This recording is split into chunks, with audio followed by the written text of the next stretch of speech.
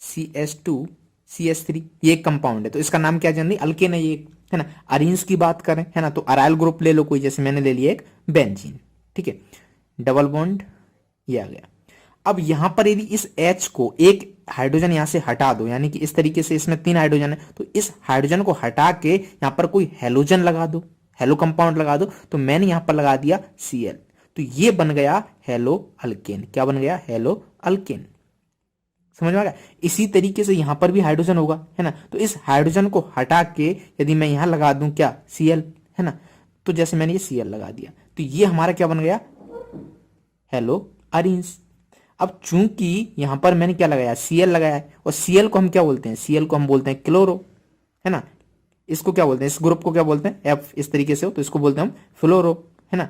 तो chlorine fluorine से ये आया है 17 ग्रुप से, तो यहां पर ये इसका पर्टिकुलर नाम क्या हो जाएगा? Chloro alkane. अब चूंकि अल्केन क्या है? प्रोपेन है, तो इसका नाम क्या हो जाएगा? Chloro propane. ठीक है, तो इस तरीके से हम क्या करते हैं? डिफाइन करते हैं हेलो अल्केन्स और हेलो अरीन्स को, राइट। अब हम चलते हैं नेक्स्ट पार्ट पर, इनका क्लासिफिकेशन क्या है। तो काफी इंपॉर्टेंट है और बेसिक सी चीज है, आई होप कि आपको ये पता होगा, बट मैं फिर भी बता देता हूं, ठीक है। तो सबसे पहले हम देखते हैं अल्काइल हैलाइड की शुरुआत करते हैं। यहाँ पे हम डिग्री देखते हैं कि कौन सा हैलाइड 1 डिग्री है, कौन सा 2 डिग्री है, कौन सा 3 डिग्री है। सिंपल सी चीज है। तो देखो, एक यदि मैं एग्जांपल लूं CH3 CH2, ठीक है। अब यहां पर यदि मैं कोई हेलोजन एटम लगा दूं, है ना, हेलो एटम को क्या लिखते हैं? मान लो X, है ना, तो X के ये क्या हो सकता है? क्लोरीन हो सकता है, फ्लोरीन हो सकता है, ब्रोमीन हो सकता है, आयोडीन हो सकता है, कुछ भी हो सकता है। तो यहां पर जिस कार्बन से X जुड़ा हुआ है वो कौन सा कार्बन है ये आपको पता होना चाहिए। तो ये कार्बन क्या है? 1 डिग्री कार्बन है। 1 डिग्री कार्बन क्या होता है? ऐसे कार्बन जो एक कार्बन से जुड़ा हुआ है, डायरेक्टली एक कार्बन से अटैच, इसलिए इसको क्या बोलेंगे हम? 1 डिग्री कार्बन। तो ये जो हमारा हैलाइड हुआ, इसका नाम क्या हो गया? 1 डिग्री हैलाइड। क्या हो गया? 1 डिग्री हैलाइड। और इसको हम क्या बोलते हैं? Primary halide. ठीक है। यदि मैं सेकंड एग्जांपल लूं, है ना, जैसे मान लो मैंने CH3 CH और यहां पर एक और ले लिया कोई ग्रुप CH2 C2H5, ठीक है। अब मैंने यहां पर लगा दिया एक और हैलाइड, ठीक है, X। तो अब ये हैलाइड कौन से कार्बन से जुड़ा है? इस कार्बन की डिग्री क्या है? ये कार्बन डायरेक्टली 2 कार्बन से अटैच्ड है, एक इससे दूसरा इससे, है ना, यानी कि ये सेकेंडरी कार्बन है, 2 डिग्री कार्बन है। तो सेम इसकी डिग्री क्या हो जाएगी? 2 डिग्री हैलाइड। तो इसका जो नाम होगा वो क्या होगा? 2 डिग्री हैलाइड। और 2 डिग्री हैलाइड को हम क्या बोलते हैं? सेकेंडरी। ठीक है, बेसिक चीजें आई होप देख लेना, स्किप मत करना वीडियो को, ठीक है। धीरे धीरे आगे बढ़ेंगे तभी समझ में आएगा। नेक्स्ट एग्जांपल लेते हैं हम 3D का, सॉरी 3 डिग्री हैलाइड का। CH3 है ना, तो इससे मान लो C2H5, एक कार्बन ये जुड़ा है, दूसरा कार्बन ये जुड़ा है, और तीसरा कार्बन ये जुड़ा है, और डायरेक्टली अटैच्ड है यहाँ पर एक हैलाइड, है ना। तो ये इस कार्बन की डिग्री क्या है? इस कार्बन की डिग्री बता सकते हो क्या है? ये जो कार्बन है इसकी डिग्री क्या है? ये 3 डिग्री कार्बन है, 3 डिग्री कार्बन है ना। तो ये हैलाइड कौन सा होगा? 3 डिग्री हैलाइड, है ना। तो इसको हम क्या बोलेंगे? 3 डिग्री हैलाइड। तो 3 डिग्री हैलाइड को क्या बोलते हैं हम? टर्सरी। ठीक है, समझ में आ गए? तो इस तरीके से हम अल्काइल हैलाइड को 3 कैटेगरी में डिवाइड करते हैं, 1 डिग्री हैलाइड, 2 डिग्री हैलाइड और 3 डिग्री हैलाइड। अब हम चलते हैं एलाइलिक हैलाइड की तरफ। समझते हैं एलाइलिक हैलाइड क्या होता है। तो एक एग्जांपल लेता हूं मैं आपके लिए, CH2 डबल बॉन्ड CH2, यहां पर एक और ले लेते हैं CH2, ठीक है। अब इधर एक और एग्जांपल ले लेते हैं CH2 डबल बॉन्ड CH2। आप इसमें देख सकते हो इसमें मैंने क्या गलती की है ना। जल्दबाजी में स्टूडेंट ये गलती कर जाते हैं। यहां यदि आप ध्यान से देखोगे तो कार्बन के मैंने कितने बॉन्ड बना दिए? 1 2 और 2 ये, यानी कि 4 और 1 ये 5। कार्बन के 5 बॉन्ड महापाप। कार्बन कहेगा चलो हरिद्वार, है ना। तो ऐसा आपको पाप नहीं करना है। कार्बन के 4 से ज्यादा बॉन्ड नहीं होते हैं, 5 बॉन्ड कभी नहीं होते, ठीक है। तो इसके बॉन्ड कितने होने चाहिए? 4, 1 2 3 4। अब ठीक है, ये कंपाउंड सी। अब यहाँ पे कितने? 3 है, तो इसको थोड़ा सा 3 कर दो। अब कितने बॉन्ड हो गए इसके? 4 बॉन्ड हो गए, ठीक है। अब बेसिकली आपको करना क्या है, मैं आपको यहाँ पे बताने जा रहा हूं कि एलाइलिक हैलाइड क्या होता है और बिनाइलिक हैलाइड क्या होता है। यदि आप यहां पर लगाओगे X, यानी कि कोई हैलाइड लगा दो, मैंने X लगा दिया यहाँ पे, ठीक है। और यहां पर यदि इसको हटा के यदि मैं यहां लगा दूं X, ठीक है, तो गलती क्या करते हैं लोग? इसको बोल देते हैं कि ये एलाइलिक हैलाइड है ना। ये सबसे बड़ी गलती होती है, बट ऐसा नहीं है ना। ये जो है इसको हम बोलते हैं एलाइलिक हैलाइड। यहाँ पे ये एलाइलिक ग्रुप है, इसलिए ये क्या हुआ हमारा? Allylic halide. ये double bond single bond then X, ध्यान रखना, ठीक है। यानी कि C double bond then single bond. अब इसके बाद जो X आ रहा है, इसलिए इसको हम क्या बोलेंगे? Allylic halide. और यहाँ पर ये क्या होगा? Vinylic halide. तो इसको मैं साथ में ही लिख देता हूं यहाँ पे क्या, बिनाइलिक हैलाइड। ठीक है, तो ये हुआ हमारा क्या, बिनाइलिक हैलाइड, और ये क्या हुआ हमारा एलाइलिक हैलाइड। समझ में आ गया। ठीक है, तो इसको थोड़ा सा इरेज कर देता हूँ। ये हुआ हमारा फाइनल एलाइलिक हैलाइड और बिनाइलिक हैलाइड के बारे में। आपको कंफ्यूज बिल्कुल भी नहीं होना है। जैसे यदि कोई और एग्जांपल लेना है तो ले सकते हो, CH3 CH2 और यहाँ पर CH डबल बॉन्ड CH और यहाँ पे लगा दो X। ठीक है, तो ये क्या हुआ हमारा बिनाइलिक हैलाइड। ठीक है, अब हमें क्या बनाना था, एलाइलिक हैलाइड का एग्जांपल चाहिए है ना। तो यहाँ पर क्या कर दीजिएगा, एक और कार्बन ले लीजिएगा CH2 और एक हैलाइड लगा दीजिएगा। तो अब ये हमारा क्या हो जाएगा, बिनाइलिक हैलाइड। ठीक है, यदि हम इसकी बात करें तो कोई भी एग्जांपल ले लो, CH2 डबल बॉन्ड CH, यहाँ पर 1 2 3 4, यहाँ पे CH3। तो ये जो डबल बॉन्ड है, डबल बॉन्ड से जो कार्बन अटैच है उससे डायरेक्टली अटैच्ड होगा जो हैलाइड, उसको हम क्या बोलेंगे, बिनाइलिक हैलाइड। ठीक है, तो यहाँ पे मैं एक लाइन खींच देता हूँ जिससे आपको कोई गलतफहमी ना हो, कंफ्यूजन ना हो। ठीक है, तो ये दो एग्जांपल हुए बिनाइलिक हैलाइड के, ये दो हुए एलाइलिक हैलाइड के। अब इसमें आपस में कंफ्यूज मत होना। नेक्स्ट कैटेगरी हमारी बेंजाइलिक हैलाइड। यहाँ पे भी कंफ्यूजन होता है क्योंकि इसके साथ एक और आता है अराइल हैलाइड। क्या आता है, अराइल हैलाइड। तो इनमें आपस में कंफ्यूज रहते हैं स्टूडेंट, तो ध्यान से देखिएगा, बिल्कुल भी कंफ्यूजन नहीं होना, दोनों ही सिंपल है। मैं 2 बेंजीन लेता हूँ, क्या लेता हूँ, बेंजीन। ठीक है, और double bond double bond double bond, इसको क्या कर लेते हैं, डुप्लीकेट कर लेते हैं और यहां रख लेते हैं। ठीक है, ध्यान से देखना, इस पे यदि लगा है कोई ग्रुप CH2 और इसके बाद यदि हम लगाते हैं यहां पर X, तब इसको बोलते हैं बेंजाइलिक हैलाइड। और यहां पर डायरेक्ट अटैच्ड होता है हैलाइड इस बेंजीन से, राइट। तो इसको हम क्या बोलते हैं, अराइल हैलाइड। दोनों में बिल्कुल भी कंफ्यूज मत होना। तो ये एग्जांपल हमारा बेंजाइलिक हैलाइड का हुआ, ये किसका हुआ, अराइल हैलाइड का। समझ आ गया सिंपली। तो ये आपको पता होना चाहिए, बेंजीन के बाद CH2 होता है, देन X आता है, तब उसको हम बोलते हैं बेंजाइलिक हैलाइड, राइट। जैसे अल्कोहल भी पढ़ा होगा आपने, जैसे मैंने बेंजीन ली, यहाँ पे CH2, यहाँ पे OH, तो इसको क्या बोलते हैं, बेंजाइलिक एल्कोहल, राइट। यहाँ पे लिख दूं मैं बेंजाइलिक एल्कोहल। समझ आ गई। तो ये अराइल हैलाइड हुआ, ये हमारा बेंजाइलिक हैलाइड हुआ। तो ये हमारा क्लासिफिकेशन कंप्लीट हो गया। अब हम देखते हैं प्रिपरेशन कि हम हेलो अल्केन और हेलो अरीन को बनाते कैसे हैं। तो सबसे पहले हम देखेंगे फ्रॉम अल्कोहल, अल्कोहल से कैसे बनाते हैं, फिर हाइड्रोकार्बन, इस तरीके से कुछ रिएक्शंस होंगे जिनको हम फटाक से देख लेते हैं। फ्रॉम अल्कोहल, तो सबसे पहले हम कुछ अल्कोहल्स ले लेते हैं। आपको पता है ना अल्कोहल क्या होता है, जिसमें OH ग्रुप आए, जैसे CH3OH है ना, जैसे CH3OH, तो इसको हम क्या बोलते हैं, अल्कोहल। CH3OH क्या है, अल्कोहल, राइट। अब यहाँ पे यदि मैं रिएक्शन कराऊं, जैसे मान लो मैं एक रिएजेंट ले लेता हूँ कोई HCl है ना, यहाँ पे आप HBr भी ले सकते हो। तो यहाँ पे जो प्रोडक्ट बनेगा वो सिंपली क्या बनेगा, इस OH की जगह क्या जाएगा, Cl आ जाएगा, ये Cl आ जाएगा। तो यहाँ पे क्या प्रोडक्ट आया हमारा, CH3Cl। बाकी क्या बचेगा, H2O तो बाहर निकल गया है ना, प्लस H2O।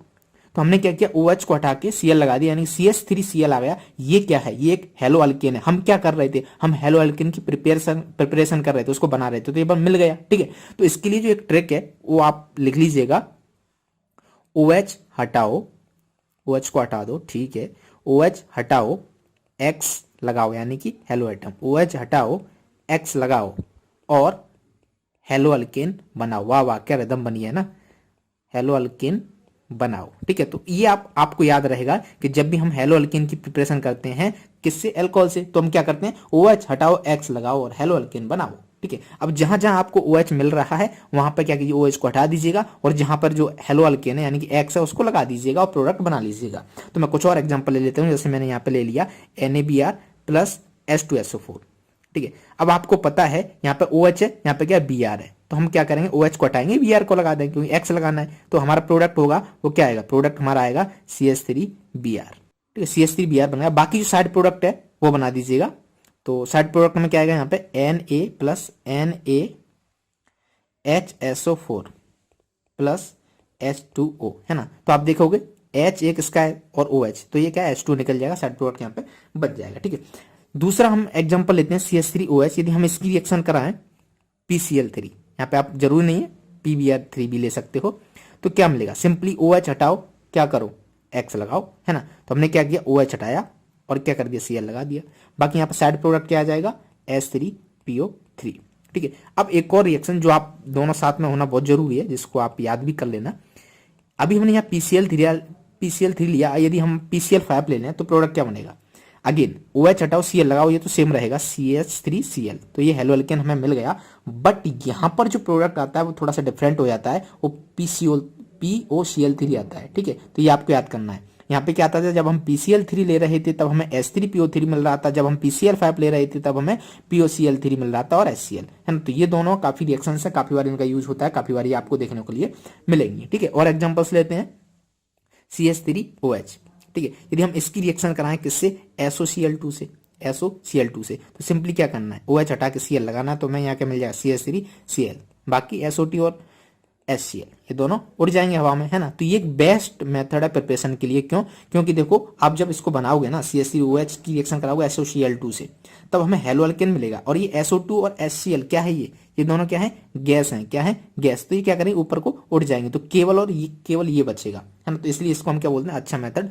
बोलते हैं। एक और एग्जाम्पल, लास्ट एग्जाम्पल है CH3OH, है ना। यदि हम इसकी रिएक्शन कराएं रेड फॉस्फोरस X2, ठीक है। X2 यहाँ पे क्या होगा, X2 क्या होगा, Br2 और I2, ठीक है। तब यहां पर क्या आएगा, Br2 या फिर I2 आएगा, है ना। तो सिंपली क्या करना, OH हटाओ और X लगाओ, तो जो हमारा प्रोडक्ट आएगा वो क्या रहेगा, CH3X, है ना, यानी कि RX। समझ में आ गया। तो इस तरीके से हम क्या कर सकते हैं, एल्कोहल से हेलो अल्केन बना सकते हैं। अब हम देखते हैं सेकंड मेथड कि हाइड्रोकार्बन से किस तरीके से हेलो अल्केन बनाएं। तो यहाँ पे पहली मैकेनिज्म है जिसको हम बोलते हैं फ्री रेडिकल हैलोजनेशन। तो सबसे पहले हमारे पास मान लो कोई एक हाइड्रोकार्बन है CH3 CH2, और यहाँ पे छोटा सा ले लेते हैं CH2 CH3, ठीक है। तो जब हम इसकी रिएक्शन कराते हैं किसके साथ, Cl2 यूवी लाइट, यहाँ पे क्या होना चाहिए, यूवी लाइट, या फिर आप हीट भी रख सकते हो।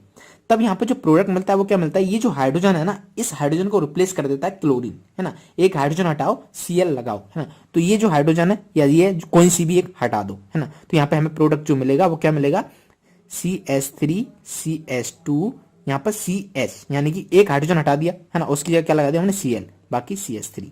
जरूर नहीं है ये मिले, दूसरा प्रोडक्ट भी आप बना सकते हो, CH3 CH2 CH CH2, यहाँ पे क्या तीन हाइड्रोजन थे, अभी एक हाइड्रोजन हटा दिया, दूसरा क्या लगा दिया हमने Cl। समझ आ गया। तो ये हुआ फ्री रेडिकल हैलोजनेशन। आप देख सकते हो यहाँ पे हेलो है और ये क्या है, अल्केन, तो इसलिए हम इसको क्या बोलेंगे, हेलो अल्केन।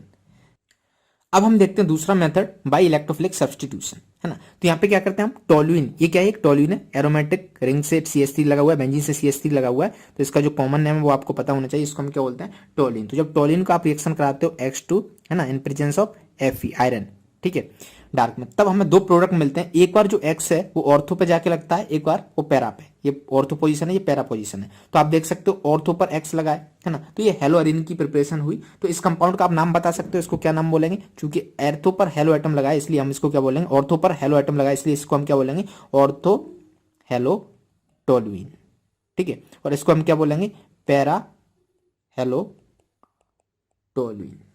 समझ में आ गया, सिंपल सी बात है, ठीक है। तो ये हुआ बाय इलेक्ट्रोफिलिक सब्स्टिट्यूशन। नेक्स्ट हम देखते हैं, नेक्स्ट मेथड है फ्रॉम अल्कीन्स। अल्कीन्स हम कैसे हेलो अल्कीन्स बनाते हैं इसको देखते हैं, काफी सिंपल है, ध्यान से देखिएगा। तो सबसे पहले मैं एक अल्कीन ले लेता हूं कोई, तो मैंने अल्कीन ली CH2 डबल बॉन्ड CH2, ठीक है। अब एक सिंपल सा केस, जब आप इसकी रिएक्शन करा रहे हो HX के साथ, किसके साथ, HX के साथ, तो डबल बॉन्ड तोड़ो और HX को जोड़ो, डबल बॉन्ड तोड़ो HX को जोड़ो। तो हमने इस डबल बॉन्ड को तोड़ दिया और HX को जोड़ दिया, ठीक है। यानी कि जब डबल बॉन्ड तोड़ा तो सिंगल सिंगल यहाँ आया, यानी कि इधर एक जगह हाइड्रोजन लगा दिया, दूसरे X लगा दिया, तो ये हमारा बन गया क्या, CH3 CH2X। तो इस तरीके से हमें क्या मिल गया, हेलो अल्केन मिल गया। दूसरा, अभी तो ये सिंपल सा था तो कहीं हमें झंझट नहीं थी। मान लो हम इस तरीके का केस लेते, CH3 double bond, sorry CH3 CH double bond CH2। अब यहां पर मैं रिएक्शन कराता हूं इसकी HI से, किसके साथ, HI के साथ, तब क्या प्रोडक्ट बनता।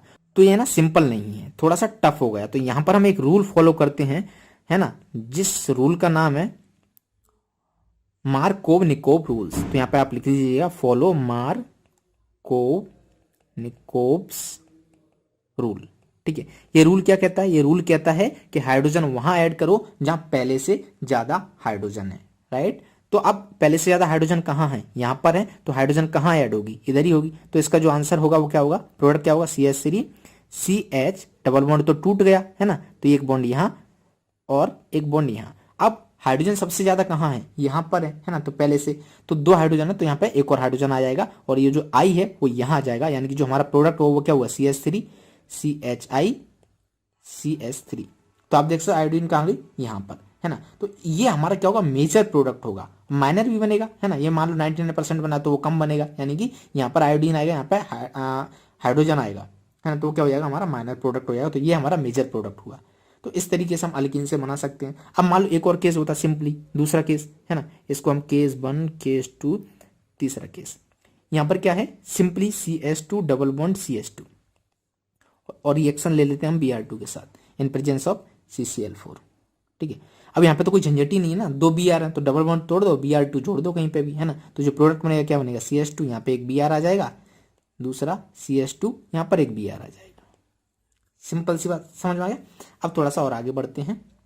नेक्स्ट हमारा सैंड मेयर रिएक्शन। क्या है, सैंड मेयर रिएक्शन है ना। तो ये रिएक्शन से भी हम क्या कर सकते हैं, प्रिपरेशन कर सकते हैं। कैसे, ये जो रिएक्शन होती है डाइजोनियम सॉल्ट, डाइजोनियम सॉल्ट आपने पढ़ रखा है कहाँ पर, अल्किन्स वाले चैप्टर में, सॉरी अमीन्स वाले चैप्टर में है ना। ये क्या रहता है N2X। तो जब हम इसकी रिएक्शन कराते हैं ना Cu2X2 से, तब हमें मिलता है अराइल हैलाइड। तब हमें क्या मिलता है, अराइल हैलाइड। यहाँ पर क्या जाता है X और N2 यहाँ से उड़ जाता है, समझ में आया। अब यहाँ पे X कुछ भी ले सकते हो, XCl Br जो भी ले लेना। तो इसको हम क्या बोलते हैं, सैंड मेयर रिएक्शन। अब इन प्रेजेंस एक और यहाँ पे एक चीज है जो आपको याद करना है, क्या सेकंड केस जो है कि हमारी क्या ये बेंजीन है और ये हमारा डाइजोनियम सॉल्ट है। ठीक है, डाइजोनियम हैलाइड है। जब हम यहाँ पे आयोडीन से इसकी रिएक्शन कराते हैं तब हमें क्यूपरस की जरूरत नहीं पड़ती है, यानी कि डायरेक्ट आयोडीन से आप रिएक्शन कराओगे तो डायरेक्ट हमें क्या मिल जाएगा, यहाँ पे आयोडीन मिल जाएगा प्लस N2, यानी कि no need of case, no need of cuprous in case of iodine. ठीक है, तो ये आपको पता होना चाहिए। तो बाय सैंड मेयर रिएक्शन हम इस तरीके से समझ सकते हैं। लास्ट इसका प्रिपरेशन है उसको भी देख लेते हैं, बाई हैलोजन एक्सचेंज है ना। हैलोजन एक्सचेंज से हम क्या करते हैं, इसको प्रिपेयर करते हैं। हेलो अल्किन को कैसे करते हैं, तो इसके लिए 2 रिएक्शन है जो कि दोनों ही काफी इंपॉर्टेंट है। पहली रिएक्शन है जिसको हम बोलते हैं फिंकलस्टीन रिएक्शन। सिंपल सी रिएक्शन होती है क्या, कि कोई भी हमें CH3X दिया हुआ है, यानी कि यहाँ पे आप X ले लो प्लस NaI। ठीक है, यहाँ पे जो X है वो क्या होगा, इसको सही से लिखते हैं, X कैन बी Br और Cl, क्योंकि आयोडीन यहाँ पे हम ले रहे हैं। तो यहाँ पे क्या सिंपली एक्सचेंज हो जाता है। यहाँ पे इसका नाम क्या है, बाई हेलोजन एक्सचेंज है ना। तो ये भी हेलोजन है, ये भी हेलोजन है, दोनों एटम को एक्सचेंज कर दो तो जो प्रोडक्ट मिल जाएगा वो क्या मिलेगा, CH3I और ये NaX प्लस NaX। तो इसको हम इस रिएक्शन को क्या बोलते हैं, हम फिंकलस्टीन रिएक्शन। सिंपल सी NaI होता है, वहां पे दोनों इनको हम क्या कर देते हैं, एक्सचेंज कर देते हैं। ठीक है, नेक्स्ट रिएक्शन है जो कि काफी इंपॉर्टेंट है। डायरेक्ट जेईई मेंस में एक बार क्वेश्चन इस रिएक्शन से पूछ लिया गया, वहां पे पूछा गया था which of the following is Swarts reaction है ना। तो एनसीईआरटी काफी इंपॉर्टेंट है, एक एक लाइन आपके जवान पर होनी चाहिए है ना, टिप्स पर होनी चाहिए, राइट। तो यहाँ पे देखो 2 इंपॉर्टेंट चीज है इस रिएक्शन में। पहली कि ये जो श्वार्ट्ज रिएक्शन है उसमें हम क्या कर सकते हैं, सिंथेसिस ऑफ अल्काइल फ्लोराइड्स है ना, यानी कि आरएफ बनाते हैं, अल्काइल फ्लोराइड्स को बनाते हैं। और यहाँ पे जो रिएजेंट है उसकी जरूरत पड़ती है वो क्या होता है, रीजन मेटेलिक फ्लोराइड होते हैं। मेटेलिक फ्लोराइड कौन कौन से, उसके एग्जाम्पल आपको पता होना चाहिए, AgF, राइट, नेक्स्ट Hg2F2 है ना, COF2, ये क्या है, मेटेलिक फ्लोराइड है ना, SbF2, राइट। अब रिएक्शन देख लो, रिएक्शन क्या होगी, सिंपल सी रिएक्शन हो जाएगी है ना। तो हमने क्या लिया, CH3Br ले लिया। जब हमने इसकी रिएक्शन करें किसी भी मेटेलिक फ्लोराइड से, तो जैसे AgF ले लिया हमने है ना, तब हमें क्या मिलेगा, ये सिंपली एक्सचेंज, क्या पढ़ रहे थे हम, हेलोजन एक्सचेंज पढ़ रहे हैं ना।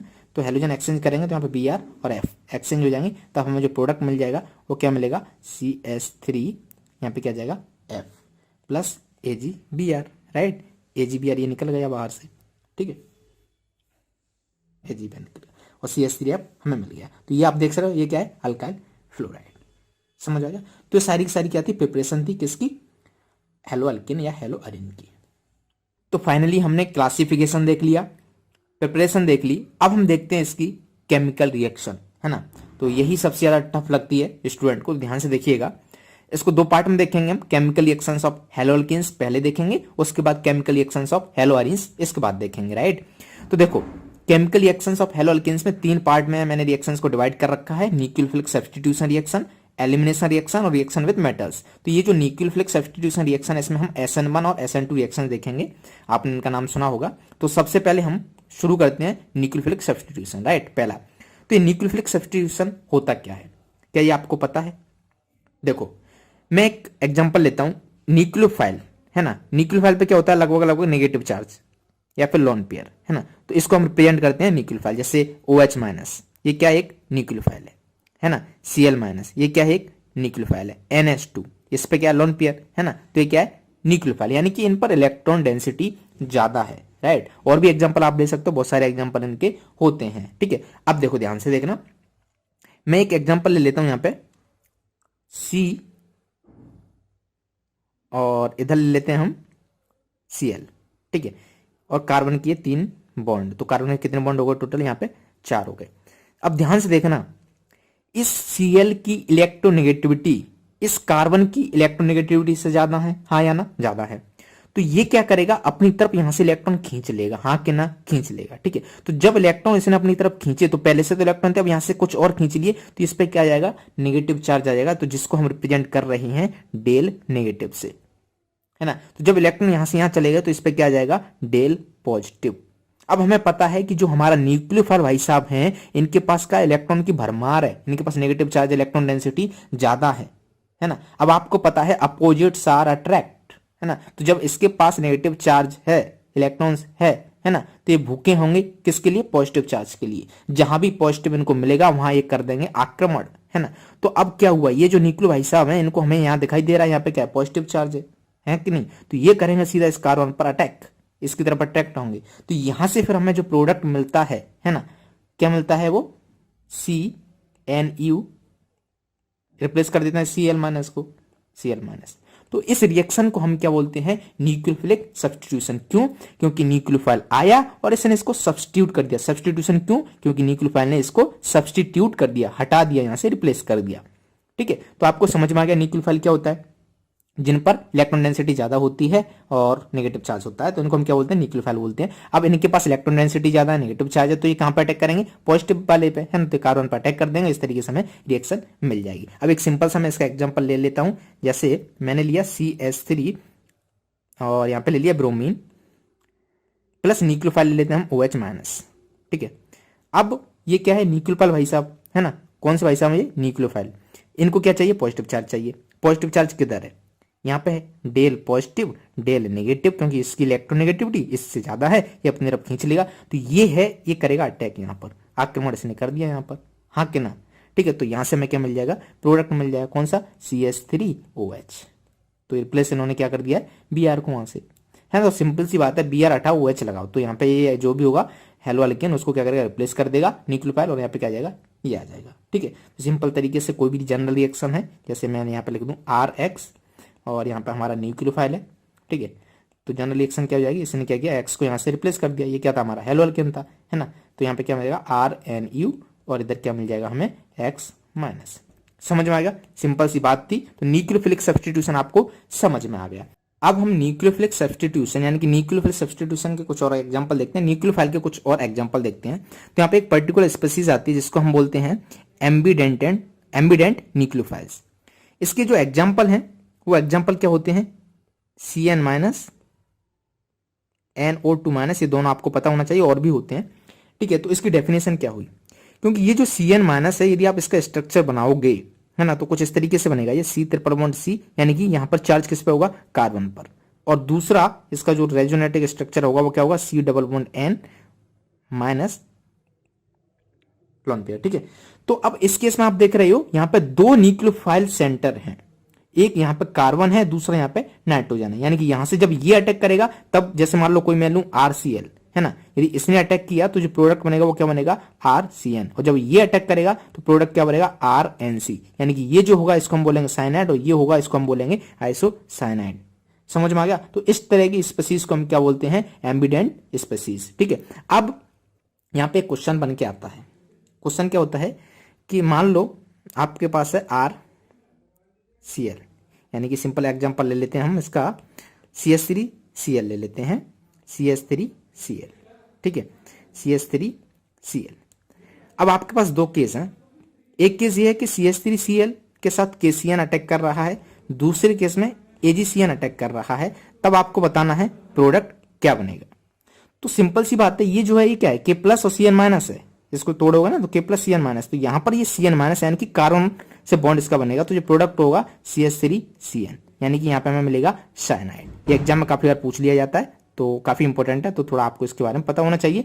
दूसरा, जब हम इसकी AgCN के साथ रिएक्शन कराएंगे, है ना, तब यहाँ पे क्या रहेगा, ये कोवालेंट बॉन्ड होता है। यहाँ पे ये जो बॉन्ड होता है, कौन सा बॉन्ड होता है, कोवालेंट बॉन्ड। तो ये जो कार्बन है ना, कार्बन के पास नहीं है इतनी इलेक्ट्रॉन डेंसिटी, किसके पास ज्यादा है, नाइट्रोजन के पास ज्यादा है, तो अब कौन अटैक करेगा, Cn माइनस।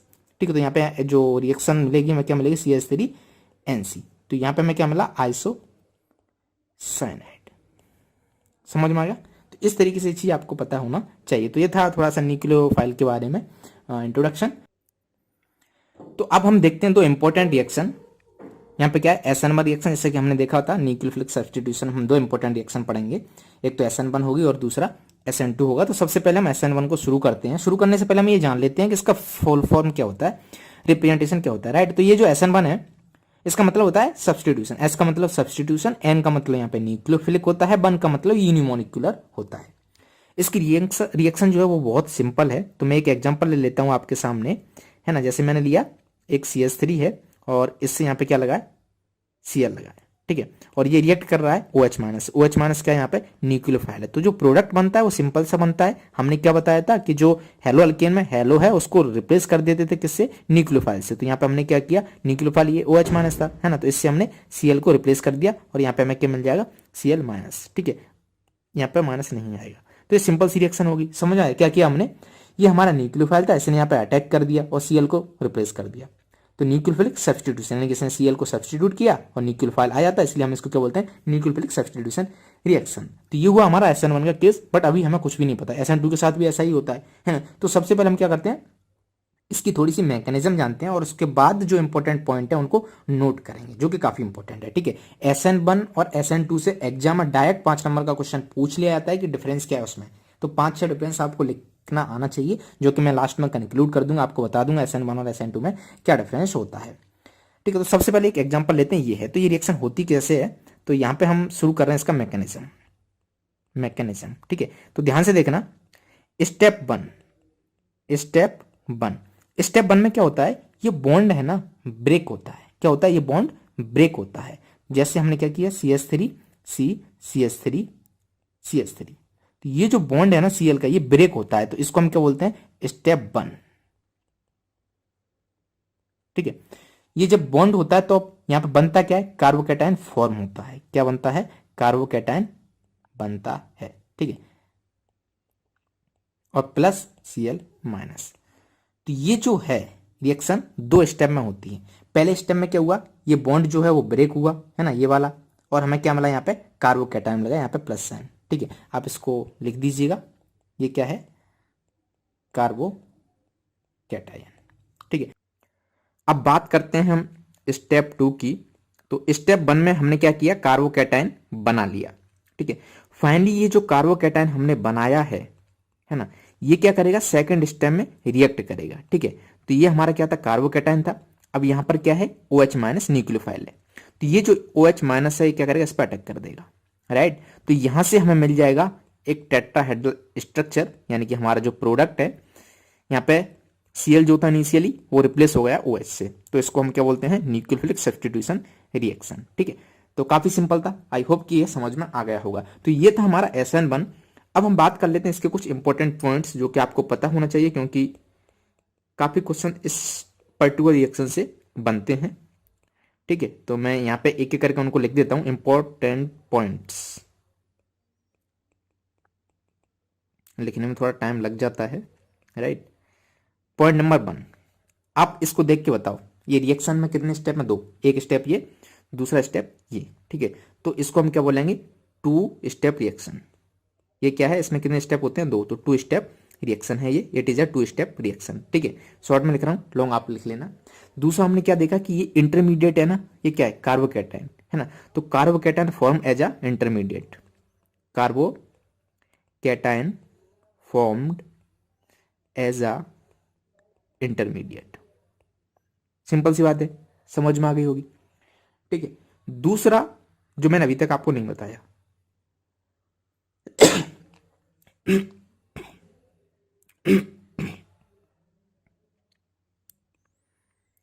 ये जो कार्बोकैटायन यहां पे बना हुआ है ना, रिएक्टिविटी इसकी स्टेबिलिटी पे डिपेंड करती है। रिएक्टिविटी इसकी स्टेबिलिटी पे डिपेंड करती है। Reactivity of a reaction depends on stability of carbocation. इसको सही से लिखते हैं, ऑफ कार्बोकैटायन। काफी इंपॉर्टेंट पॉइंट है, समझ में आएगा। तो यहां पर जो नेक्स्ट पॉइंट हो जाएगा वो क्या हो जाएगा कि रिएक्शन की जो रिएक्टिविटी है वो कार्बोकैटायन पर डिपेंड करती है ना। तो यहां पे भी मैं उसको लिख देता हूं, reactivity of a reaction depends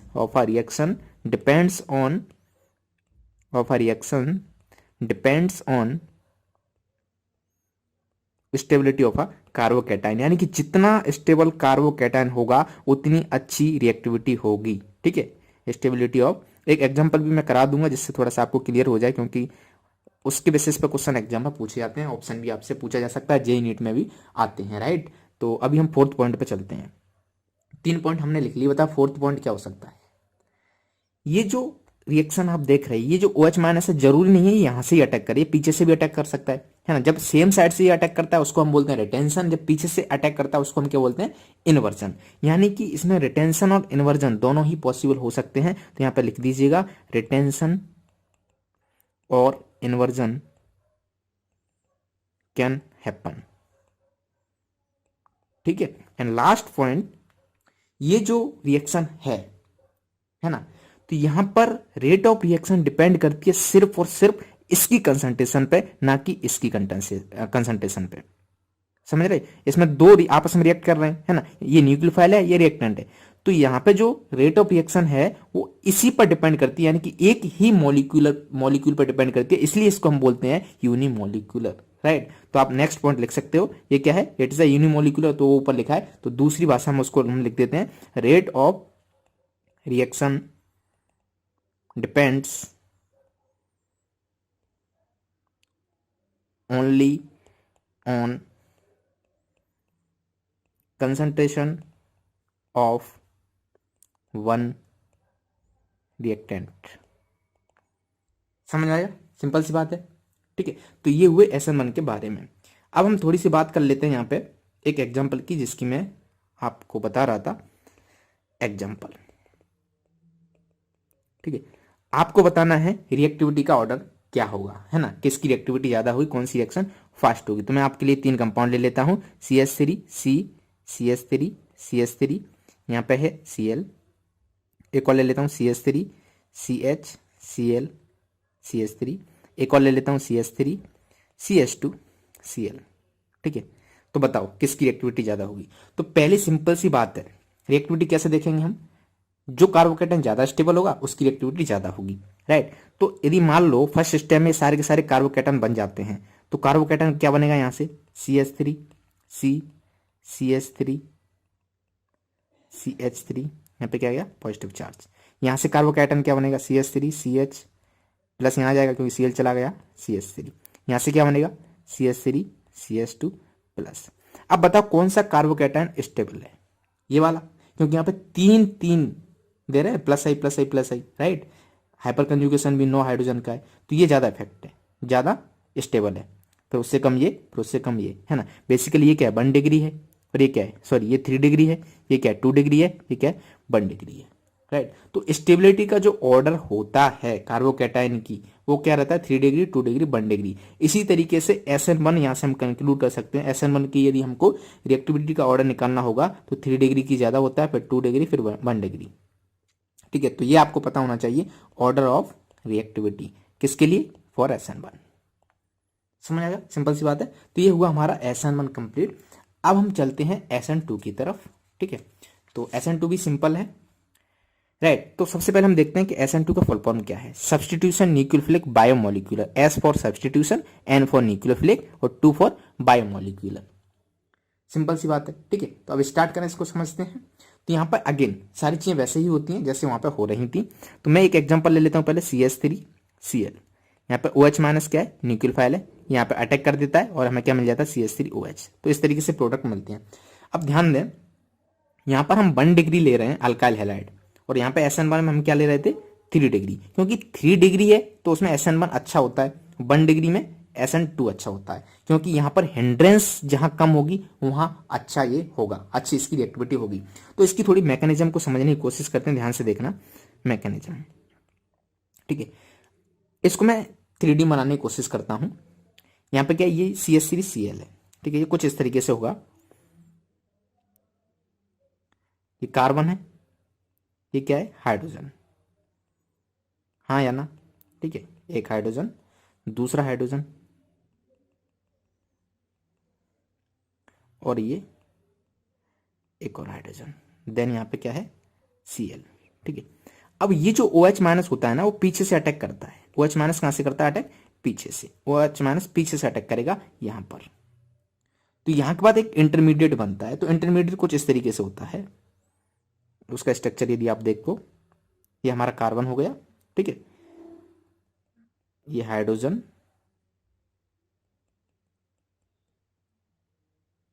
ये हाइड्रोजन, ये Cl, और इधर OH।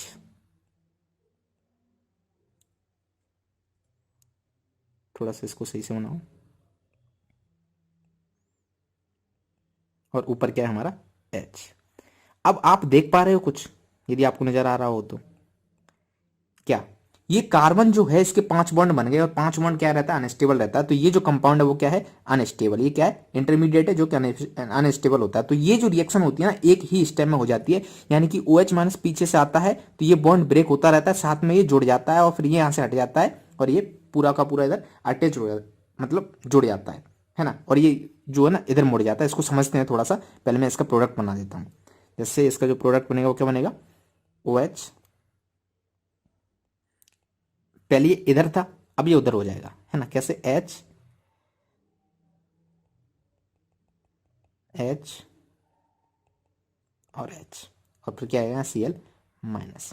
ठीक है, अब इस एग्जाम्पल को समझने की कोशिश करना, काफी इंपॉर्टेंट है। ठीक है, यहाँ पे क्या रहता है, ये हमारा हाथ है, और ये क्या, छाता।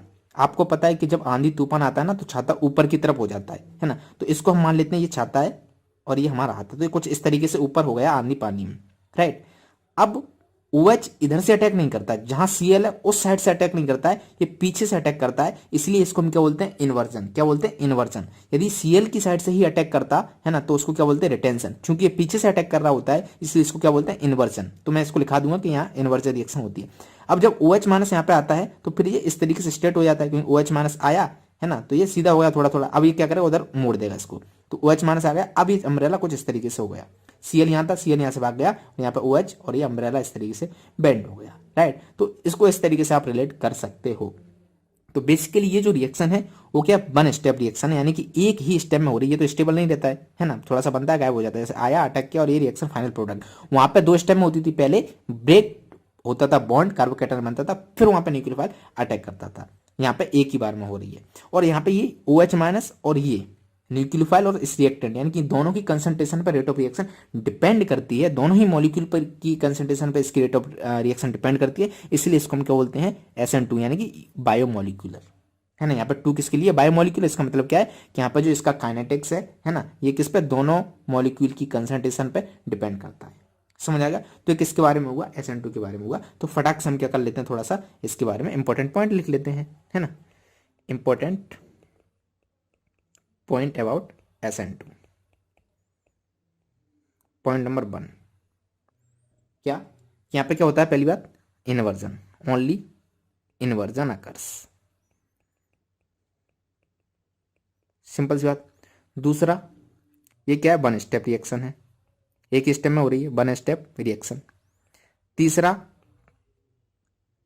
बताओ जल्दी, रिएक्टिविटी हिंडेंस पे डिपेंड करती है, यानी कि जितनी ज्यादा वहां हिंडेंस होगी उतनी रिएक्टिविटी कम होगी, और जितनी कम हिंडेंस होगी उतनी रिएक्टिविटी ज्यादा होगी। तो reactivity depends upon hindrance. Hindrance का मतलब समझ रहे, भीड़ भाड़, है ना। एक बात बताओ, यहाँ यदि बड़े बड़े ग्रुप होते CH3 तो OH को घुसने में दिक्कत होती ना, तो यानी हिंड्रेंस ज्यादा यानी कि रिएक्टिविटी कम है, रेट रिएक्शन धीरे धीरे होगी, होगी नहीं, राइट। तो उस तरीके से आप इसको समझ सकते हो। सेकंड बात जो हम बोल रहे थे, ये जो रिएक्शन है वो क्या है, बायोमोलिक्यूलर, है ना, ये मैं बता चुका ना आपको, रिएक्शन क्या है ये, बायोमोलिक्यूलर, यानी कि rate of reaction depends upon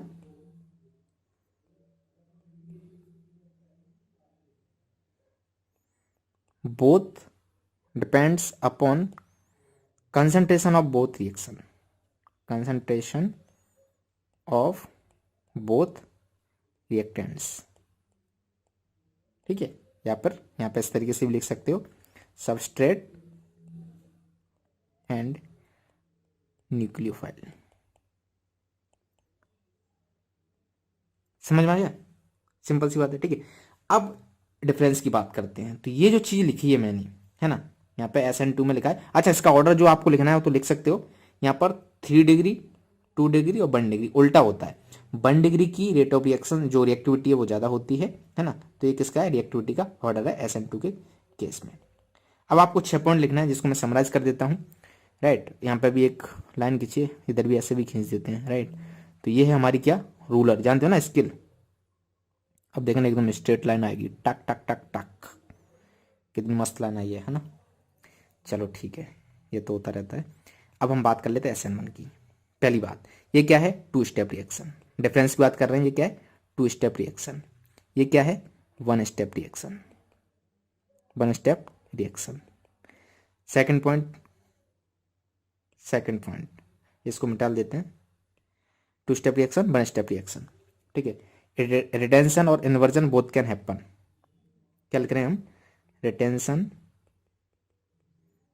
और inversion both can happen. Summarise कर रहा हूं, जो कि आपको पता होना चाहिए, काफी इंपॉर्टेंट है, इसलिए इस पर मैं थोड़ा सा टाइम दे रहा हूं, है ना।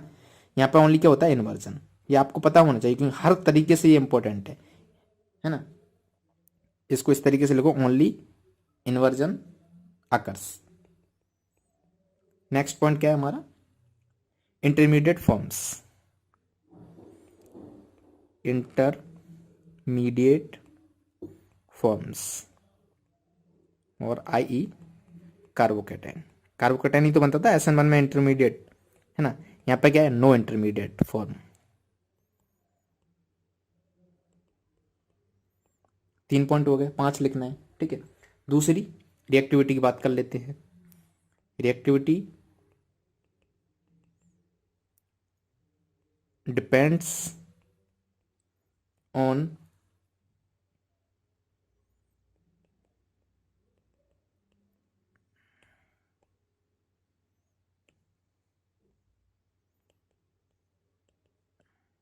स्टेबिलिटी ऑफ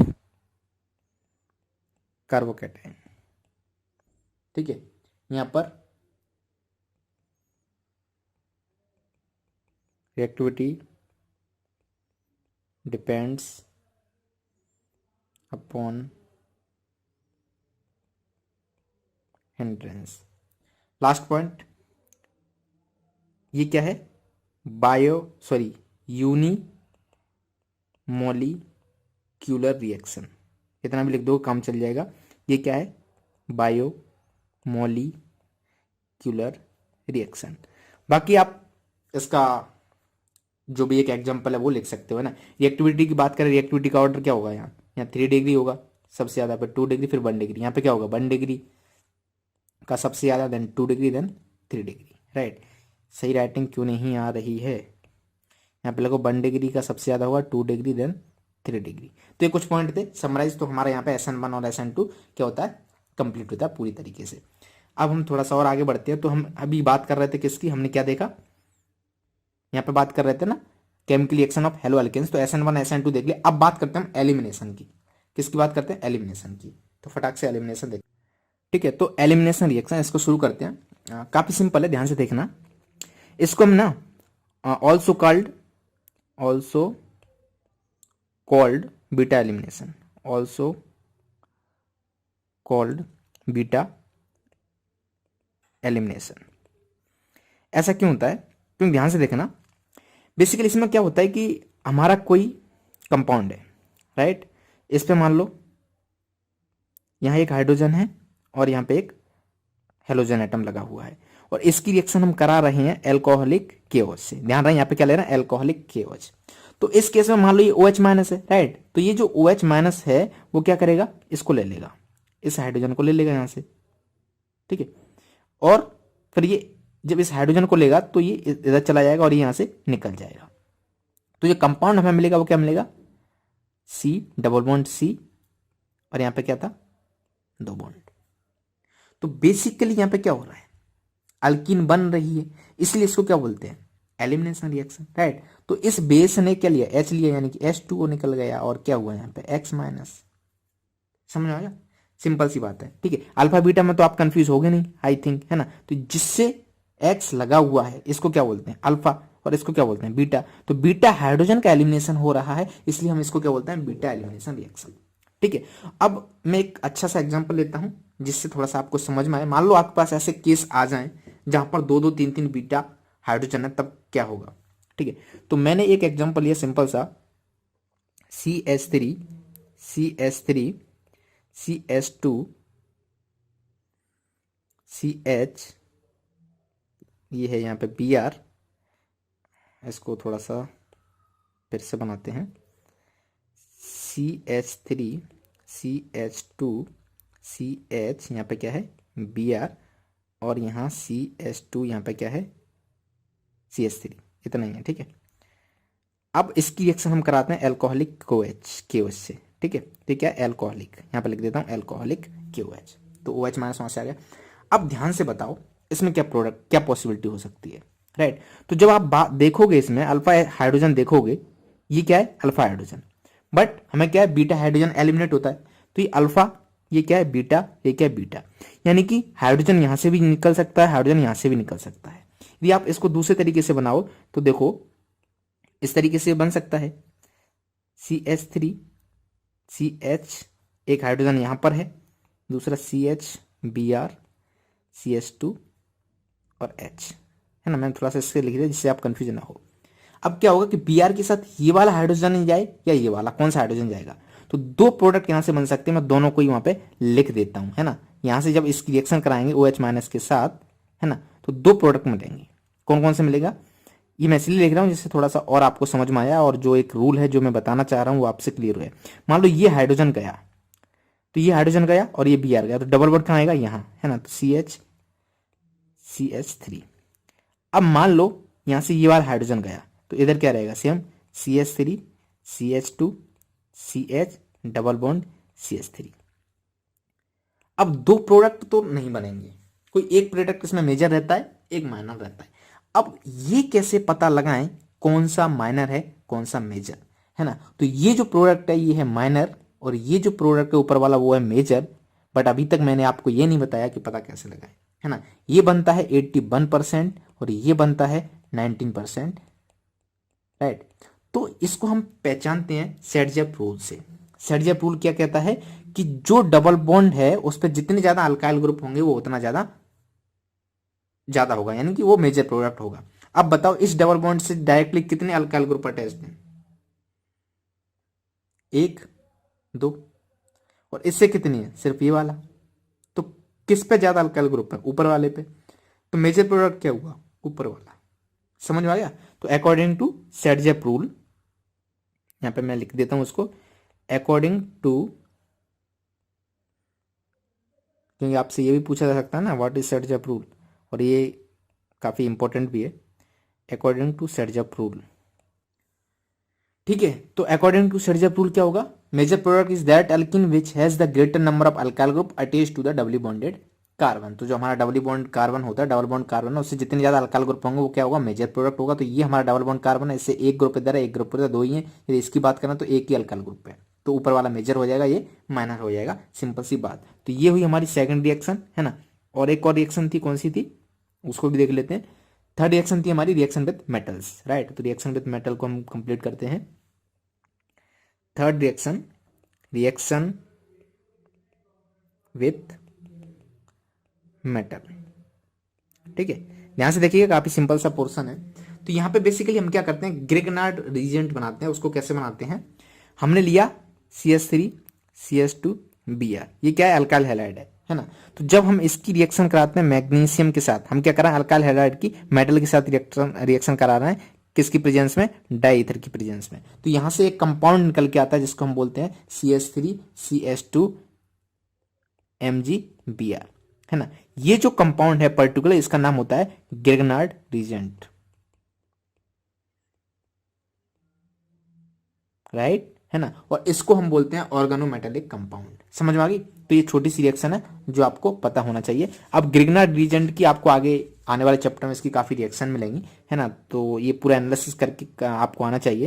तो ये जो है, इसको हम मैं यहाँ लिखता हूँ CH3 CH2 MgBr, ये क्या है, ग्रिग्नार्ड रीजेंट है। क्या है ये, ग्रिग्नार्ड रीजेंट, ठीक है। अब यहाँ पे यदि मैं इसको मान लूँ R, तो ये क्या हुआ हमारा R MgBr। अब यहाँ पे MgBr, Br की कुछ भी आ सकता है, Cl भी आ सकता है, राइट। तो यदि इसका एनालिसिस करो तो ये क्या होता है, डेल पॉजिटिव। इस पर जो चार्ज है वो क्या है, डेल पॉजिटिव। क्या है, डेल पॉजिटिव, ठीक है। इस पे क्या होगा, डेल नेगेटिव। तो यहाँ पे क्या आएगा, डेल नेगेटिव, ये अपनी तरफ खींच लेता है। तो जनरली जब रिएक्शन होती है तो R माइनस अटैक करता है, ये बात आपको पता होना चाहिए। सिंपल सी बात। तो एक क्या हुआ, एक रिएक्शन हुई हमारी ग्रिग्नार्ड रीजेंट के साथ। दूसरा हम रिएक्शन विद मेटल में देखते हैं, इंपॉर्टेंट रिएक्शन है, ठीक है। यहां से भी क्वेश्चन जेईई मेंस में एक बार इसका यूज करवाया था इन लोगों ने, वुड्स रिएक्शन। आई होप कि आपको याद होगी, नहीं है तो सिंपली याद कर लीजिए, बहुत सिंपल है। इसमें क्या होता है कि RX यानी कि अल्काइल हैलाइड लिया हमने RX, जब हम इसका रिएक्शन कराते हैं Na के साथ in presence of dry ether, ठीक है, यहाँ पे लिख देना ड्राई ईथर, तब जो प्रोडक्ट मिलता है वो क्या मिलता है, RR मिलता है। क्या मिलता है, RR, यानी कि, और यहाँ पे क्या मिल जाता है, NaX। यदि मैं इसके दो मॉलिक्यूल लूँ, दो Na लूँ, तो ये बैलेंस्ड हो जाएगी अपने आप, ठीक है। यहाँ पे लगा लेना। तो एक एग्जाम्पल से समझना चाहते हो तो इस तरीके से देखते हो, जैसे हमने लिया CH3Cl, ठीक है, और यहाँ पे लिया Na, और यहाँ पर क्या लिया, डाई ईथर, ठीक है। तो क्या हुआ, CH3 आपस में कंबाइन हो जाएंगे, है ना। तो यहाँ पे मिल जाएगा हमें CH3 और यहाँ पे क्या मिल जाएगा, NaCl। समझ आया। तो ये इस तरीके से रिएक्शन है, वुड्स रिएक्शन इसको हम बोलते हैं। तो हमारा ये जो पोर्शन था रिएक्शन विथ, किधर है, chemical reaction of halo alkanes, ये कंप्लीट हो गया है। इसके बाद लास्ट टॉपिक है इस चैप्टर का, वो है chemical reaction of hello arenes, ठीक है। तो इसमें भी हम 3 रिएक्शन पढ़ने वाले हैं। तो शुरू करते हैं हम पहली रिएक्शन न्यूक्लियोफिलिक सब्स्टिट्यूशन से, ठीक है। ध्यान से समझना, काफी इंपॉर्टेंट है। पहले तो मैं एक हेलो अरीन की बात कर रहा हूं, तो एक एग्जांपल ले लेता हूं हेलो अरीन का। ये है हेलो अरीन का एक एग्जांपल, यानी कि बेंजीन हो, ठीक है, और वहां पे क्या हो, एक हेलो कंपाउंड, हेलोजन उससे अटैच्ड हो, ठीक है। अब इस पे क्या होता है, लोन पेयर होते हैं, हाँ के ना। यदि मैं इसकी रिएक्शन कराऊं OH माइनस के साथ, है ना, तो ये कोई प्रोडक्ट नहीं देता है, नो प्रोडक्ट। यही इंपॉर्टेंट था जो मैंने आपको यहां पे बता दिया। बताओ ऐसा क्यों नहीं, मतलब क्यों हमें प्रोडक्ट नहीं मिलता, इसका रीजन बता सकते हो, है ना। तो वो रीजन मैं आपको यहां पे लिख देता हूं।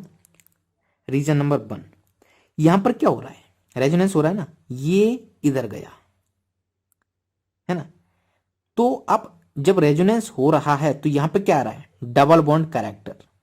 ये जब डबल बॉन्ड कैरेक्टर आएगा तो इसको ब्रेक करना क्या होगा, मुश्किल होगा, क्योंकि ये तो डबल बॉन्ड कैरेक्टर आ चुका है, यानी सिंगल बॉन्ड से ज्यादा स्ट्रांग होगा ये, ठीक है। तो इसलिए इसका रीजन क्या हो जाता है, नो प्रोडक्ट। अब मान भी लो, यदि एक तो रीजन लिखते हो due to resonance, due to resonance इसका रीजन, है ना, due to double bond character, ये सारे रीजन इसी के हैं। Due to, this is not possible, due to resonance, due to double bond character.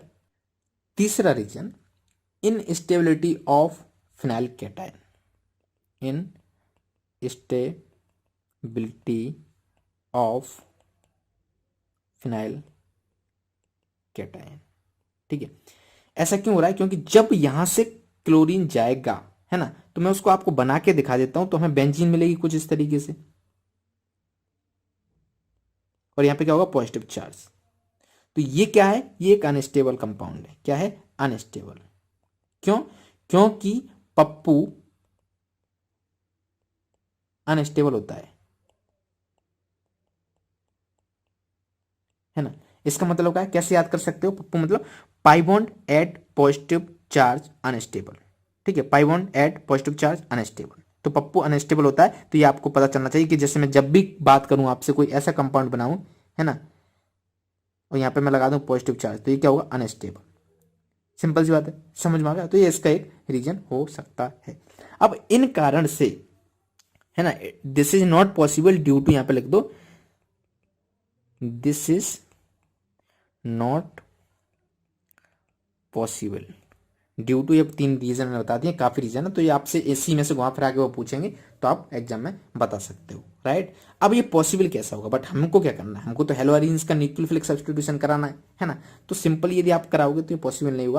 तो ये कैसे पॉसिबल होगा, उसकी क्या रिएक्शन होंगी, तो फटाक से मैं वो रिएक्शन आपको लिख देता हूँ, वो आप थोड़ा ध्यान से देखिएगा, ठीक है। तो यहाँ पे क्या है, Cl माइनस, सॉरी Cl है, हेलोअरीन है।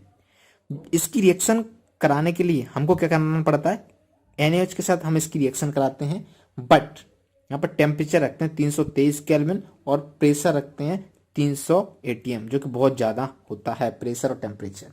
और सेकंड स्टेप में इसकी रिएक्शन करा देते हैं हम हाइड्रोजन से, राइट। तब हमें यहाँ पे क्या मिल जाता है, फिनॉल। इसको हम देखेंगे इन प्रिपरेशन ऑफ फिनॉल, ठीक है। तो इस तरीके से इसकी केमिकल रिएक्शन हो सकती है।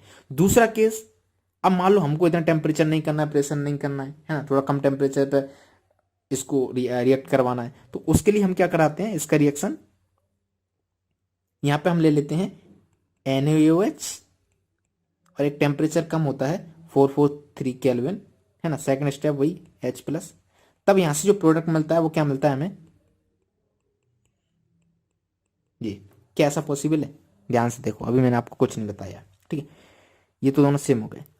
इसका रिएक्शन यदि हमें करवाना है तो हम NaOH के साथ टेम्परेचर और प्रेशर को बहुत ज्यादा रखते हैं, तब हमें यहाँ पे फिनॉल मिलता है ना। यदि हम थोड़ा सा कम टेम्परेचर लेना चाहते हैं तो हम क्या करते हैं, यहाँ पर एक ग्रुप ऐड कर देते हैं जिसको हम बोलते हैं विथड्रॉइंग ग्रुप, यानी कि हमने यहाँ पर क्या कर दिया, NO2 ऐड कर दिया। अब NO2 क्या करेगा, इलेक्ट्रॉन अपनी तरफ खींचेगा, यानी कि इसकी रिएक्टिविटी को बढ़ा देगा, इट्स इंक्रीज इट्स रिएक्टिविटी, है ना। तो जब इसकी रिएक्टिविटी बढ़ जाएगी तो ये आसानी से रिएक्शन हो जाएगी इस टेम्परेचर पर, है ना। तो यहाँ से हमें क्या प्रोडक्ट मिल जाएगा, ये वाला।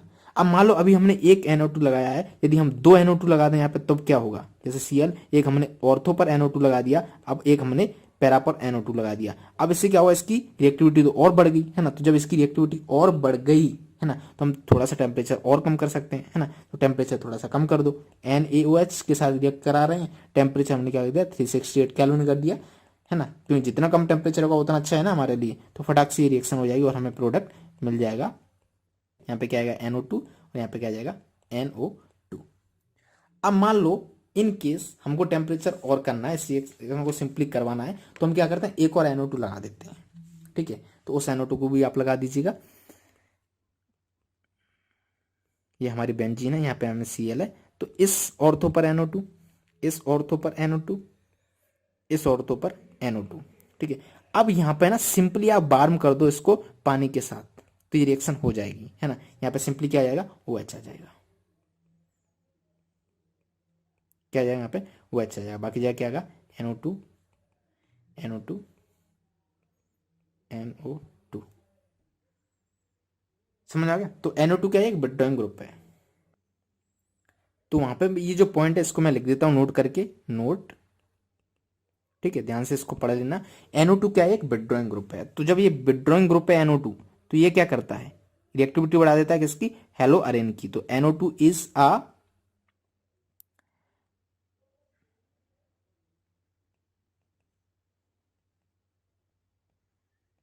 withdrawing group which increase reactivity of हेलोअरीन्स, ठीक है। तो इस तरीके से क्या होती है, ये हमारी न्यूक्लियोफिलिक सब्स्टिट्यूशन हेलोअरीन्स में हो जाती है। समझ आ गया, सिंपल सी बात थी। तो ये हुई हमारी फर्स्ट रिएक्शन कंप्लीट, जिसका नाम था न्यूक्लियोफिलिक सब्स्टिट्यूशन। अब हम बात करते हैं केमिकल रिएक्शन ऑफ हेलोअरीन्स में second reaction, electrophilic substitution, right. Second part है ये।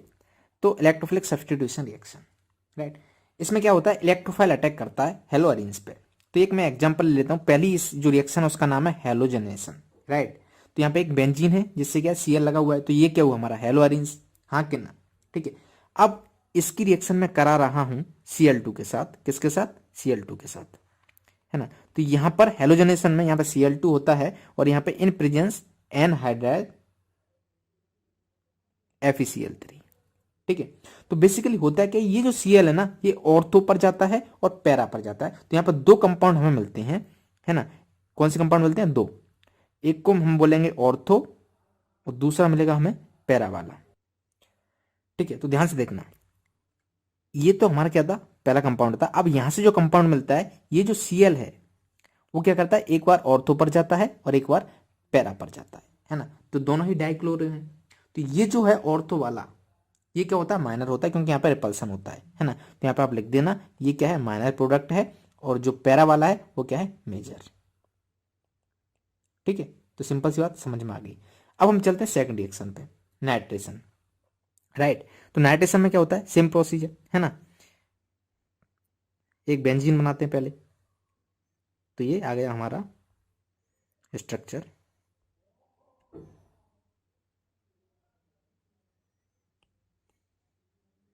ऊपर ले जाते हैं इसको, ठीक है।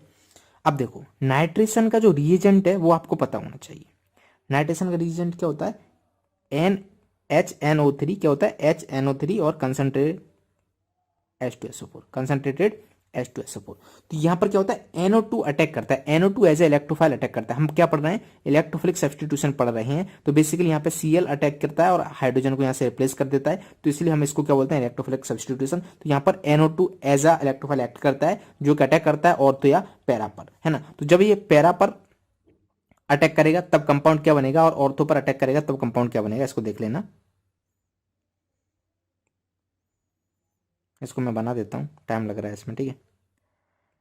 ये हमारी बेंजीन है Cl, है ना। तो एक बार ये क्या करेगा, NO2 ऑर्थो पर अटैक करेगा, दूसरी बार NO2 क्या करेगा, पैरा पर अटैक करेगा, Cl यहाँ पर अटैक करेगा, ठीक है।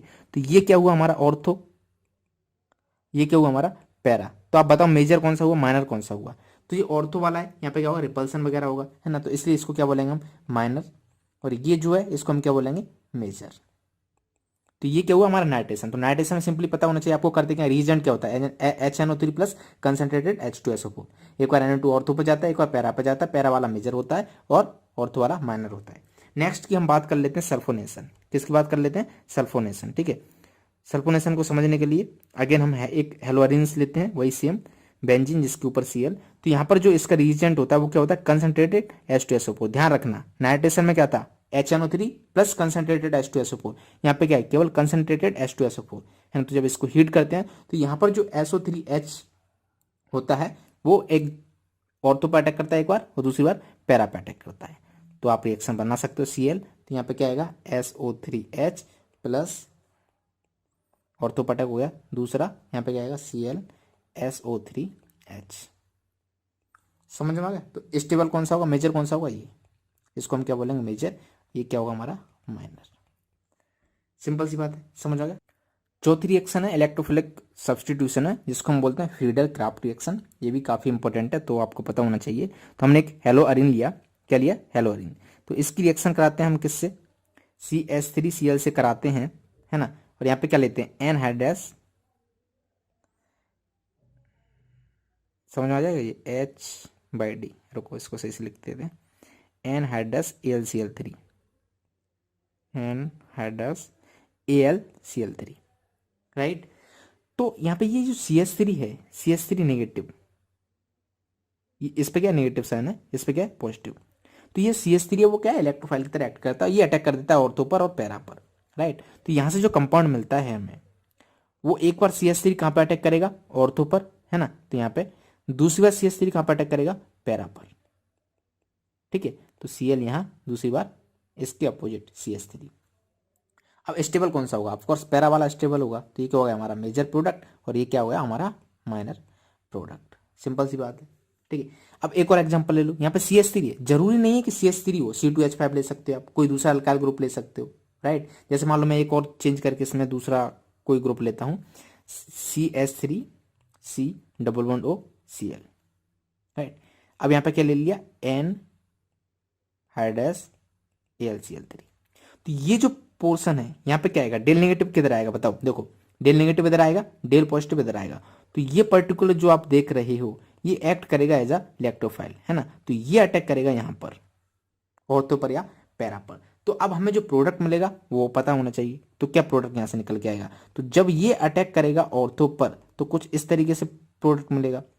ये सी यहाँ पर अटैक कर रहा है ना, तो सी डबल बॉन्ड CH3, समझ आ रहा है। जब ये अटैक करेगा पैरा पर तब क्या मिलेगा,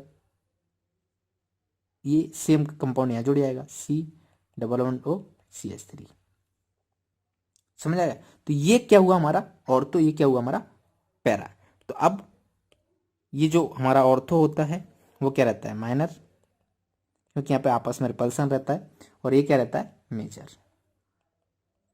समझ में आ गया, सिंपल सी बात। तो हमारा फ्रीडल क्लाफ्ट रिएक्शन, और इसमें जो 4 रिएक्शन पढ़ी है मैंने, नाइट्रेशन है ना, हेलोजनेशन जिसमें क्या Cl2 एनहाइड्रस FeCl3 की प्रेजेंस में Cl अटैक करता है ऑर्थो पर और पैरा पर। फिर हमने नाइट्रेशन पढ़ा जिसका रीजेंट आपको पता होना चाहिए, HNO3 कंसंट्रेटेड H2SO4, है ना। NO2 अटैक करता है एज इलेक्ट्रोफाइल ऑर्थो और पैरा पर, पैरा वाला मेजर होता है। तीसरा हमने पढ़ा सल्फोनेशन, सल्फोनेशन में कंसंट्रेटेड H2SO4 रिएक्ट करता है, जहाँ पे SO3H क्या होता है, इलेक्ट्रोफाइल की तरह रिएक्ट करता है, जो कि ऑर्थो और पैरा पर कनेक्ट होता है, पैरा वाला क्या होता है, मेजर होता है। चौथा हमने पढ़ा फ्रीडल क्राफ्ट रिएक्शन, जहाँ पे CH3Cl यानी कि एनहाइड्रस AlCl3 इसका रिएजेंट होता है, जहाँ पे ये जो है जिस पे पॉजिटिव चार्ज आ रहा है डेल पॉजिटिव CH3 वो एज इलेक्ट्रोफाइल अटैक करता है कहाँ पे, ऑर्थो या पैरा। तो पैरा वाला हमारा क्या होता है, मेजर प्रोडक्ट होता है। सेम केस यहाँ पर है।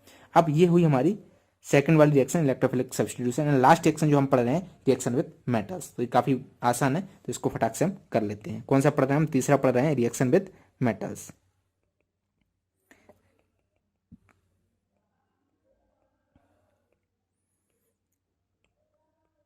इसमें हम पहली रिएक्शन देखते हैं जिसका नाम है वुर्ज-फिटेक रिएक्शन। क्या नाम है, वुर्ज-फिटेक रिएक्शन। आपको वुर्ज रिएक्शन पता है, मैंने आपको यही बताई थी ऊपर, ये वाली, है ना। वो रिएक्शन में क्या होता था, RX Na के साथ रिएक्ट करता तो RR बनता था, है ना। अब यहां पे हम पढ़ रहे हैं वुर्ज फिटिक रिएक्शन। वुर्ज फिटिक रिएक्शन में क्या होता है, फिटिक रिएक्शन पहले देख लेते हैं, फिर उसके बाद वुर्ज रिएक्शन देखते हैं, ठीक है। तो यहाँ पे फिटिक रिएक्शन,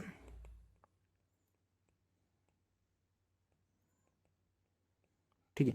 फिटिक रिएक्शन में क्या होता है, 2 फिनाइल ग्रुप होते हैं, यानी कि हेलोअरीन्स होते हैं। जैसे मैंने यहाँ पे ले लिया X, इसकी रिएक्शन कराता हम Na के साथ, सेम रहता है Na ईथर तीनों केसेस में, है ना। तो ये जो बेंजीन बेंजीन आपस में कनेक्ट हो जाती हैं, क्या कनेक्ट हो जाते हैं आपस में, बेंजीन बेंजीन।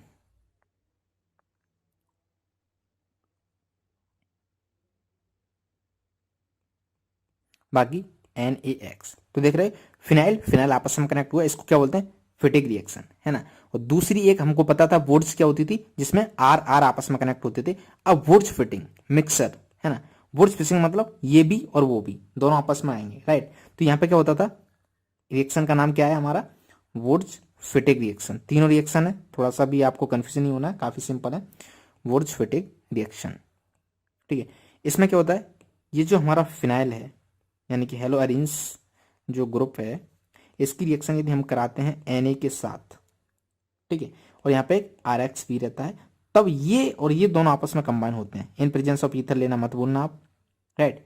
तो जो हमारा प्रोडक्ट मिलता है वो क्या मिलता है, बेंजीन और R, ठीक है, देन NaX।